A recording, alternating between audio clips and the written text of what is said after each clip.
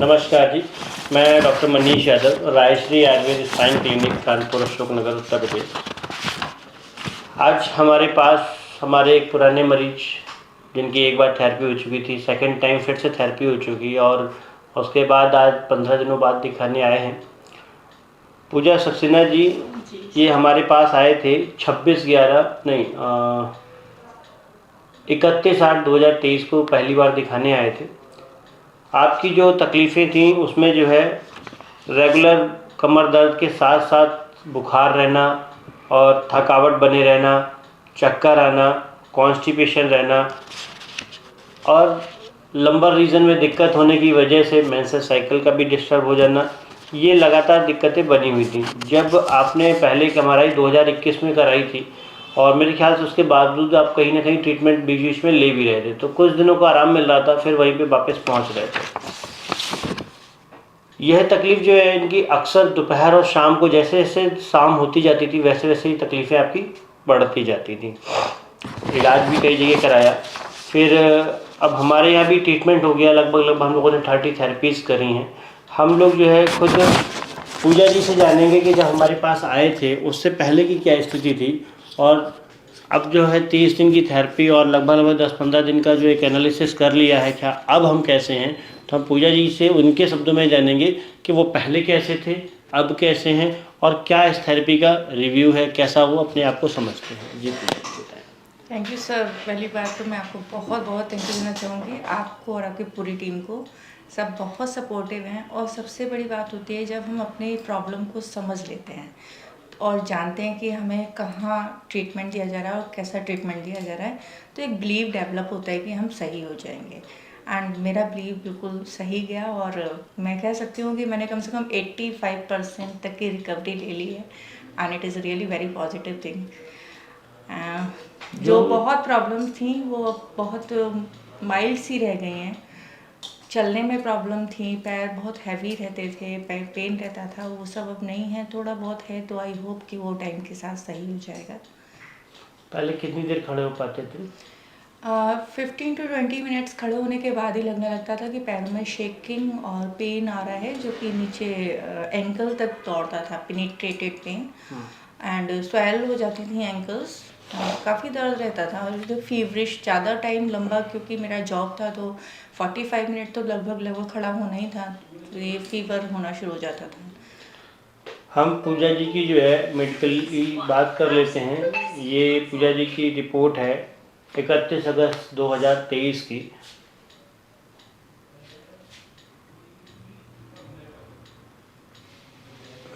जिसमें हम देख पाएंगे L4 L5 जो है पार्सली डेसिकेटेड है और एनुलर टीयर इसमें बना हुआ है L4 L5 में, और बोथ नर्व्स राइट साइड और लेफ्ट साइड दोनों कंप्रोमाइज थी।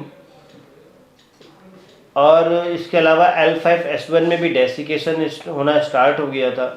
लेफ्ट इसमें जो L5S1 था उसमें लेफ्ट साइड में ज़्यादा दिक्कतें थीं और देखा जाए तो L4 L5 L5S1 दोनों ही कंप्रेस थे। L4 L5 का डायमीटर था 7.5 mm, L5S1 का था 8.5 mm। जो कि हम लोगों ने लगभग 30 डेज की थेरेपी करी। जो मिनिमल माइल्ड चीज़ें थी वो लगभग मिनिमल में आई हैं और डेसिकेशन भी पहले से कम हुआ है। इसके अलावा L4 L5 और L5S1 दोनों जगह का जो मॉडरेट माइल्ड टाइप का जो डेसिकेशन था, वो जो एक साइड को निकल रहा था, बल्ज बन रहा था, वो बल्ज में कमी आई है। फेसिटल आर्थ्रोपैथी थी, वो दर्द में बता रही कमी आई है। इसके अलावा L4 L5 जो 7.5 mm था वो बढ़ के 9.7 हुआ है और मेरे ख्याल से इस थेरेपी को लिए हुए अभी लगभग 15 दिन हो चुके हैं और मेरे ख्याल से जॉब भी पूरी तरीके से स्टार्ट कर दी है आपने। एक जो कंडीशन होती है, हाँ मैं एक चीज़ और दिखाना चाहूँगा। लोगों का बार बार प्रश्न होता है कि कैसे होता है, तो देखिए जो थेरेपी जितने देर तक के लिए की जाती हैं उसको इस तरीके से हम लोग नोट डाउन करते हैं कि किस पेशेंट पे कितनी थेरेपी की, पेशेंट आया था तब कितना था, जब ये आए थे तब लगभग कितना वेट रहा, कितना बीपी चल रहा था, कितने समय कौन सी थेरेपी दी गई, क्या क्या ट्रीटमेंट हुआ है। ये लगातार जब नोटिस होता है तो आप देख पाएंगे कि बीच में पहले दर्द इतना था, धीरे धीरे स्लोली कम होता गया फिर जब दोबारा में स्टार्ट किया तो दर्द बढ़ा हुआ था, फिर से वो पूरी तरीके से नील की तरफ गया।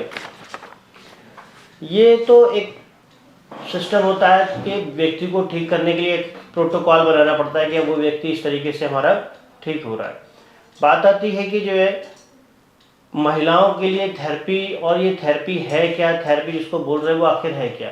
तो देखिए ये बिल्कुल पंचकर्म की तरीके ही होता है, बस फ़र्क इतना रहता है कि हम लोग इसमें खास तौर पे रीढ़ की हड्डी पे फोकस होकर के काम करते हैं, क्योंकि पंचकर्म में एक लंबा समय लगता है और हमारा मरीज जो होता है वो वर्किंग में होता है, तो हमको पंचकर्म भी करना है और जल्दी से जल्दी इसको रिकवरी भी देनी है, जिससे कि वो अपने काम पे वापस आ सके। उसके लिए ज़रूरी हो जाता है कि पंचकर्म को जो है स्पेसिफाई करके दिया जाए कि कितनी जल्दी से जल्दी पेशेंट अपने काम पे वापस लौट सके। तो उसमें स्नेहन भी किया जाता है, स्वेदन भी किया जाता है रेगुलर, विरेचन भी किया जाता है। और जैसा कि आपको पता होगा, जो रीढ़ की हड्डी के मरीज होते हैं उन्हें वातज कफज बीमारियां ज़्यादा देखने को मिलता है। जब उनका वात और कफ की स्थिति ज़्यादा बिगड़ती है तो उसमें ज़्यादातर दिक्कतें आती हैं। ऐसे लोगों को हम लोग एनालिसिस करते हैं कि उसका वात ज़्यादा बढ़ा हुआ है या कफ ज़्यादा बढ़ा हुआ है। कफ ज़्यादा बढ़ा होता है तो ज़्यादातर पेशेंटों को हम लोग दवाइयों पे रखते हैं। वात ज़्यादा बढ़ा होता है तो ऐसे पेशेंटों को हम लोग ज़्यादातर पंचकर्म में लेते हैं। पंचकर्म एनएसडीआर थेरेपी जो यहाँ पे होती है वो महिलाओं के लिए सेफ है। इस विषय पे बिल्कुल सर, मैं बहुत अप्रिशिएट करूँगी पूरा का पूरा स्टाफ, पूरी टीम बहुत कोऑपरेटिव है एंड बहुत केयरिंग है। कोऑपरेशन तो मिल भी सकता है बट केयर, हार्डली केयर जो आप लोग प्रोवाइड करते हैं। बहुत सारे मरीज जो होते हैं उनकी क्वेश्चंस ये रहते हैं कि सर अब महिला की थेरेपी कौन करेगा, महिला करेगी पुरुष करेंगे। तो महिलाओं की थेरेपी महिला ही करती हैं। जहाँ ज़रूरत लगती है वहाँ पर सिर्फ मैं ही थेरेपी करता हूँ। उसके अलावा जो है महिलाओं के लिए महिलाएं हैं, पुरुषों के लिए पुरुष हैं। कितने दिन थेरेपी होता है ये डिपेंड करता है आपकी एमआरआई में एपी कैनाल डायमीटर कितना है। किसी को 10 दिन, 15 दिन, 20 दिन, 40 दिन, 45 दिन, मैक्सिमम 45 डेज़ के लिए हम लोग प्लान कर सकते हैं। पेशेंट को इससे ज़्यादा नहीं करते। यानी कि रीढ़ की हड्डी में अगर आप मेरे पास आते हैं तो मैक्सिमम 45 डेज़ की थेरेपीज हो सकती हैं और मैक्सिमम 2 to 3 मंथ की आसपास की आपकी दवाइयाँ हो सकती हैं। इसके अलावा लगभग दवाइयाँ बंद हो जाती हैं और लगभग हम आपको रिलैक्स कर देते हैं। तो ऐसी जो भी समस्या होती है उसके लिए आप हमसे हमारे वीडियोस पे जो नंबर दिया गया है वहाँ पे संपर्क कर सकते हैं या कमेंट बॉक्स में अपनी बीमारी के बारे में भी जान सकते हैं। धन्यवाद, नमस्कार।